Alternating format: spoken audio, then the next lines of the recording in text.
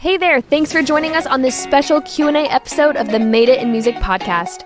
Recently, we posted an episode with Jordana Bryant, a 17-year-old pop country singer-songwriter from Pennsylvania who just moved to Nashville and signed a record deal with Riser House. Make sure you check that out when you get a chance. In this episode, members of our Song Chasers community got to ask specific questions, and now you get to hear the answers. Our Song Chasers community members get to watch these trainings live every single month. They get to interact with Steph Mosley and each of our guests, and then we always open the floor for them to ask any questions they want. If you would like to learn more about the Song Chasers community, head over to joinsongchasers.com. Now let's go ahead and get into this Q&A session with Jordana Bryant. Let's jump into Q&A. We are transitioning. So all of you guys who posted questions earlier, please repaste them in the chat. Yeah, and for those of you, we'll find them. Yes. For those of you guys who did not post, now is your time to do it. You have access to one of the most talented humans alive here. Great songwriter, great artist, great. You're kind of like a little CEO, boss, hashtag boss babe. Yeah, so, thank you. Yeah. Okay. Riley, you want to read these? Yeah. So we've got Cody is asking, what do you hope for your big future ahead? Just any plans, any dreams? There are a few ones that I'm hoping to be able to do in the next little bit. Definitely playing the Opry is on my bucket list. There's just so much history there, and it's just so incredible. I feel like it's just so many of the people who made me fall in love with music have played there, and so I'd love to play there. And let's see, definitely doing some more touring. I've done a few shows this summer. I did CMA Fest. I opened for Restless Road on one of their tour dates. But definitely, I hope this next spring and summer I'll be able to do some more touring. And yeah, I just really want to be able to be releasing more music. Ultimately, for me, like what I really want to do with my music is just be able to lift people up. I feel like music is, like I said this earlier, but I feel like it's so special in how it has the ability to inspire people. And so I hope that my music, if someone's having a great day, it makes them feel even better. If they're having a not so good day, it, kind of lifts them up and makes them, feel a bit better from that. And so, I just really hope I can continue to share my music with more people and get to keep doing what I love. That's well said. Yeah, I agree completely. Let's see. Bill is asking, does your level of guitar playing ever impact your ability to get the song that is in your head out? I will tell you, I don't think so. I am not the best guitar player. There are people like Seth and people who, when I'm in a session with them and I'm like, how does it sound so much better when you play the notes than when I do? But I think having a basic understanding, especially in country, of how to play guitar is helpful, because for me, a lot of the time I'll get melody ideas when I'm just messing around with chords on the guitar. But I definitely think you don't need to be an expert at it. You don't need to know a ton of music theory, know very much. And also, Benny Blanco, who's one of the best pop writers, doesn't know how to play any instruments. He literally, I remember from watching this Ryan Tedder course that he said, he will literally go up to a piano and be like, what note is this? Guys, put this one in, and it sounds good. You don't need to have a vast understanding of, how to play a bunch of instruments or music theory or all these, different chords, sharp, suspended, seven, whatever things and especially if you're going into a session where I know a lot of the times when I'm going into a session with Seth that he'll come up with a cool idea for a different chord that I don't even know what it is, but he'll, and I don't really know what I think you don't need to have a super expansive knowledge of guitar. Just knowing some basic chords I think definitely helps to be able to while you're writing by yourself and while you're coming up with ideas, just have something to bounce off of. For sure. Yeah. Jinx. Well said.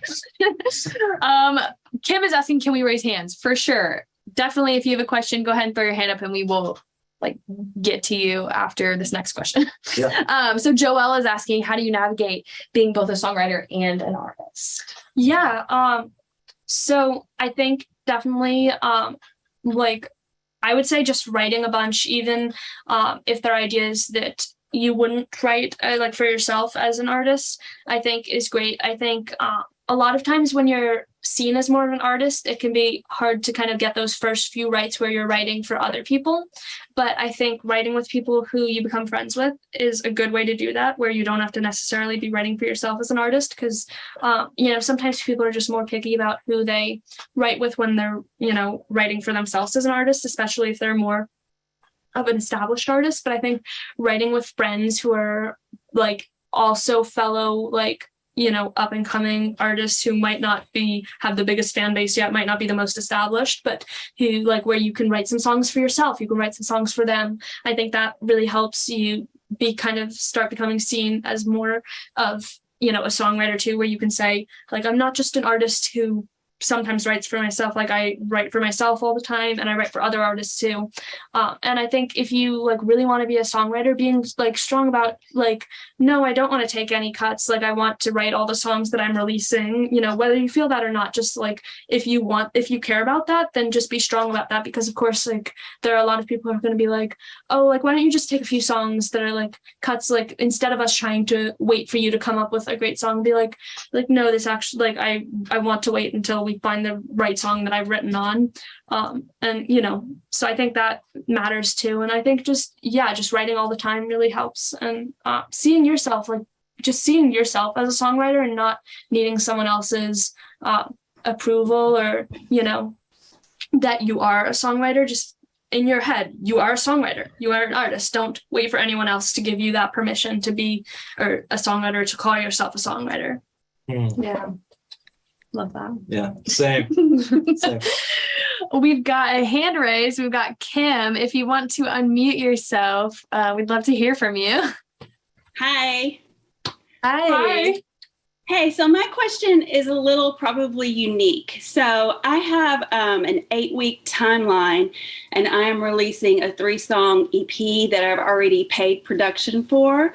And so I've written about 25 songs or so, but I'm having a really hard time deciding which 3 to pick for the EP. So I've just started co-writing since I joined Song Chasers like on July 4th. And I've done one co-write, but then another one that I'm working on the side. And so I've kind of been in a little shock, I think, because I didn't really know how to go about kind of like vetting people for this. And so I did a co-write with somebody that's not in the group this week, and it just really didn't work out the way I wanted. The girl, she didn't play an instrument. I thought she could sing, but then once we got into the co-write, I really realized, oh wow, I can barely even make out what she's trying to sing, and then she worked on lyrics, and I was like, oh yeah, I'm not going to sing any of these lyrics on my EP. So, I was just nice. And we only got through about a half of a verse in 2 hours. And then we're rescheduled to write again next week. And so I just don't feel like I have time really to even go back and, work on the write with her again. So I guess my question is, what's a proper way for vetting people, especially when you're in a time crunch? And this is really important because I borrowed money, for the production. So I'm paying monthly for a year on it. And I want to make sure whatever songs I do, that they're really good. So it's not just like a hobby for fun or whatever. What's a good way? Should I say send me a couple of tracks of your vocals, send me a couple of songs that you've actually written the lyrics on. And then, if I don't like it, just kind of say, I don't feel like we're a good fit. How would you go about doing that? Yeah, so I'd say I totally know what you mean. I think what I would say is before even reaching out to them, I think a lot of times people do have stuff on their social media where you can hear, or maybe they'll even have a few released songs. So I would say if you can kind of just search them up and try to listen to whatever they have on their Instagram or Spotify, if they have anything there, that's a great way to kind of just vet, are your styles similar? And a lot of the times, you kind of do have to get in the room before knowing whether your styles really go. But I think maybe a good way of doing that is just being, setting aside a time like, hey, I'd love to write with you. And but I only, if you're planning the write, just say you only have an hour or something, where that way, you can have an excuse after an hour if it's not going well, that you're I have to run to this thing. And that way, you don't have to, spend more time if you feel like you guys just aren't going to be a good fit. But I think, you know, a lot of times you do just kind of have to get in the room to feel like whether you know, your energies match and whether you, you know, really just go well together. And there are definitely writes where you come off of it and you're like, I really just wouldn't write that. That's not how I would say it. Like, Right. and that's totally fine. And I think, you know, don't see that as wasted time, because it's you becoming more clear on who you are as an artist and a writer and what you want to say and what you don't want to say. Okay. That's so good. And it is a great question. And honestly, the big thing is like with co-writing, I mean, especially when you're starting out, you have to kind of try a lot of different, I mean, you said you did like 48 Zoom writes before you even ever did an in-person write. And that you may not have time to do that, but like, point being, I mean, you at some point you do want to make sure that the people you're writing with are, you know, at least at a similar skill level that you are, and they're of a similar musical mind. There's chemistry there.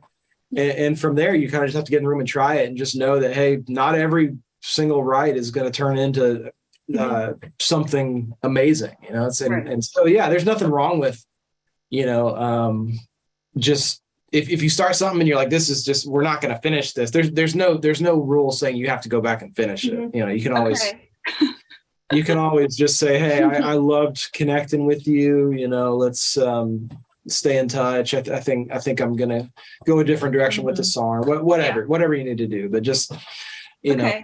Yeah, for sure. I also think, like, knowing, if you don't know really the skill level of the person you're going into a write with, don't bring your best ideas in. Like, I've definitely felt that, where I bring in an idea I'm super excited about and super attached to, and then they just take it in a direction where I'm like, what happened? Like, I don't love what we came up with, and I had an awesome idea going in. So for those writes, maybe just, you know, stick to more rough ideas that you don't feel are as like strong, or at least aren't the ones where you'd be upset if it, you know, turned into something that you wouldn't put out. Right. Okay. Thank you so much. Thanks, Great. Kim. It's great, Kim. Yeah. We've got Christine. If you want to unmute yourself, potentially. Is Christine there? There we go. There she is. We see her. We don't hear her yet. Unmute yourself. Yeah. I think you turned your camera on, but you got to unmute your microphone. There you go. Yeah. Hi. This is my first time getting with the group. I signed up also last month, but family situations didn't allow me to start. So I'm just starting now. My question is, do you get the co-writers through Song Chasers, or and how do you find your co-writers? Yeah, so I think it depends. Like, for me, when I first started, it was someone who I knew, a publisher in town, setting up a lot of rights for me. But I think social media is a great, Song Tracers is obviously an amazing way to meet a lot of co-writers. Additionally, I think social media is an awesome way. If you like kind of find someone else who's another starting out artist who you follow, and then maybe they follow you back, or even if they don't, like, just DM them and be like, hey, I love your music, I'd love to write with you sometime. Like, a bunch of people I've connected with that way. And you could just hop on a Zoom session, or if you're both in the same place, you could like do an in-person one. But I think just DM some people on like social media who you feel like would be a good fit, who are around the same, you know, type of level, or, you know, how they are. Like, you know, if you DM someone who's like Shawn Mendes, you probably won't get a response because he's super busy, and, you know, but like, it still doesn't hurt to reach out to people who are like, you know, more built up artists. But I would say reach out to a bunch of people you feel like are also starting out artists, and some bigger ones too, but you're likely to get a lot of responses back on the artists that you reach out to. Yeah. Okay. And definitely use Song Chasers as an asset. I mean, that's half the reason for it. You got a great pool of people here, several hundred people, where you can just go through their bios, go through their links, find out. Filter down in the member directory. Exactly. Yeah. I mean, literally, like, all the people who are on here, like, just that's what I was thinking. I just haven't gotten started with doing it, you know, putting the profile together and all that. But yeah. Okay, good to know. Thank you. We're glad you're on here, though. Yes. Thank you so much. All righty. Well, we've got Shamaya. That's Shamaya with his hand raised. see. Do we got you out there, Shemaya? Can you hear me? Yeah. Can you hear me? Yep. I might be cutting in and out a little bit. Can you hear me? Okay. Hey, fan of your music, by the way. Thank you so much. Yeah, it's breaking up a little bit. Can you hear me? Yeah, we can Yeah, hear a you. little bit. We're good now. Let me join back and come back in. Okay. You get in it? We're it's Yeah, better I now. think we Better better now. now. Yeah. Let's maybe come back to him. Yeah. Let's take a question from the chat. Let's see. Can we raise hands? We've already got that. So you talked about how being a songwriter and an artist. Not really a question, but Lolly says you're 18 and I'm 81 and I'm still singing and writing. You have many years to continue to share your love of performing and writing. That's awesome. It's encouraging. Yeah. I love that. Loomis is being funny. He said, would you rather endorse a guitar fuzz pedal called Fuzzy Socks or a yoga clothing line called Shape of You? Probably the first one. I think Fuzzy Fuzzy Socks Socks. is really appealing. All right. It's ironic, like the yoga line that it's like clothing, but it's called Shape of You. Like that's That's like, really kinda smart. Cool. It's like Honestly, pitch it to Ed Sheeran. I feel Right. like that's a really good line. Yeah, right. that's awesome. Well, I think we got Shemaya back in here. I don't know if he's there. Okay. Can you hear me? Yeah. got you now. Okay, wonderful. I turned on my headset, just joined back in. No worries. Okay. Once again, I'm a fan of your music, Jordana. Thank you so much. Thank you. No problem.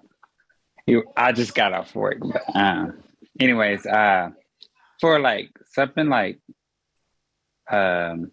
doing music and everything, for like getting ready for like, say if you're getting ready for a show, like do you recommend like getting voice lessons, like preparing, like doing voice lessons or like from YouTube, or like how do you go about that? Because it's like always confusing, like does this actually work, like better preparing your voice, to be ready for however long it be at that showcase, because I would like to get into that soon. Yeah, for sure. So I think definitely for me, I know voice lessons have really helped because I think it just teaches you like the proper way to sing, where you can have your voice, like where you can be doing sets that are like, 2-hour sets every night, like, and you won't lose your voice, like, because that's something really important. If you're not singing properly, if you're like pulling or straining, it's just not going to be like you could lose your voice, so there are a lot of great ones. I think for me, Ken Tamplin Vocal Academy, he has a bunch of great online courses, and he's amazing. He is one that I think he has a ton of great insight, but there are so many ones. I think, just look and research some and try to like make sure they're vetted, because like I'm sure there are also some that probably don't teach the, I don't know if there's a proper way, but probably like teach you stuff that might hurt your voice, but there are a lot of really great ones. So I think that's great. And then also I think for me, like practicing just by myself, like whatever your show is, practicing that a lot until it becomes like so locked in that you don't even have to really think about it is really important. Like I know before my first shows, I was just like practicing every night, with just like a mic stand that I had and a water bottle, like, whatever you have, just practice like going through the songs and like practice a little bit of movement so you like feel comfortable with that. But yeah, I'd say like you can do as much or as little before a show. There are people who literally just go on and wing it. And there are people who are great at that. There are also people like me who, if I didn't have an idea of what I kind of want to say, would be just standing there going, hi, I'm Jordana. So just know yourself. If you're someone who needs to like kind of have a sense like, okay, I think for this course, because it's super big, what if I did something where I pulled the mic stand out dramatically and I like, pulled the mic off the stand dramatically, like, it doesn't have to be choreographed, but just having an idea of kind of like what you might want to do, or even if you practice it every night and it's a little bit different every night, which is totally fine. Like, just, I think giving some thought to it before the night of the show is helpful. Yeah. Yeah. And that throat coat tea, that's another just That like, helps. if you're feeling down a little bit. 100%. Even if you're feeling like your voice is 10. Yeah. But it'll pick you back up for Exactly. sure. But yeah. And it helps. I mean, voice lessons Oh yeah. are a great thing if you want to be a songwriter. Like totally. just being able to sing the songs really well. I mean, it sounds kind of So counterintuitive. important. No, You can but also it's demo really your important. own songs. Exactly. Too. It's really important Yeah. because I think a lot of times, like, if it's hard to hear what you're singing or the notes you're singing, it can be a disadvantage when you're trying to pitch songs to other people. And like, as bad as it sounds, like, people do care about when they're like, it has an effect, at least subconsciously, when they're listening to a song that's being pitched to them, whether like they can really hear the notes and like just like, And do they like the voice or not? Exactly. That's half of it. Exactly. And you can get other people to sing on your demos totally, but I think at least, taking some really like just to have a voice where you feel like you can sing your own demos and be proud of that, I think is helpful. I hadn't even thought of that until I haven't written thousands of songs at this point, but I wrote with a guy the other day who pulled in another writer who was like, oh, okay, because we're writing for like a Blake Shelton thing and he's cutting and he's like, oh, he likes this guy's voice. Like, oh, let's bring him in. So it's like, I never thought about that. Yeah. But like the fact of having a specific voice even to pitch. Like, it's like I said, there's this Ryan Tedder course on songwriting like that I looked at and that has some great stuff. And I remember one of the things that he said is that when he's doing demos, he tries to put some stuff on his voice so it doesn't sound too much like him, because if people hear a very distinct voice on it too that is like very known, like Ryan Tedder's for One Republic is like pretty distinct, they can sometimes also back away from that too. It's really interesting how subconsciously the voice on a song can like shift your feelings about it. Exactly. So like, that's something that I think is just weird to think about, but it does matter. It matters. It very much matters. This has been a blast. Let's give Jordana one more round of applause here. Yes. You can hear us clapping very quietly. We can't hear you clapping. But hey, this has been an absolute blast. Thank you so much. You're amazing. I'm looking forward to Thursday. We can hop in and work on some music. Yeah, totally. I'm super excited. Thank you guys so much for having me. You're in the right place to learn about songwriting. Seth is one of the best writers I know. He is so great at giving advice and teaching and just being a mentor. So you're totally in the right place. I mean, I literally still learn so much from him every day, just talking to him and going on and watching the course. And like, you're totally in the right place if you want to learn about songwriting. Awesome. Well, thank you. Thank you for saying that. Appreciate it. Very sweet of you. And for those of y'all who are on, we'll look forward to seeing you on next event. We've got speed writing Thursday. Fun. I'll be hosting that. It'll be exciting. Yeah, so come out. we will see you all then, and we'll see you on Song Chasers. Y'all have a great night. Yep. Bye. Bye. Thanks for checking out this special Q&A episode of the Made It in Music podcast. At Full Circle Music, we're constantly developing free and premium resources for anyone who wants to find success in the music industry, because we know it's hard. We've all started with nothing, and we want to help you accomplish the dreams that you've always had for the music you create. You can go to madeitinmusic.com to learn more about our podcast. And if you'd like to actually participate in these training and Q&A sessions live on our Song Chasers community, go to joinsongchasers.com. Joining these sessions is an exclusive opportunity just for members, and we would love to have you join hundreds of other songwriters inside the community if you're interested. Plus, there are dozens of other major benefits that Song Chasers members get that we have designed to help move their careers and goals forward as simply as possible. Again, go to joinsongchasers.com. Thank you for supporting this show, and I hope you'll stick around for the next episode.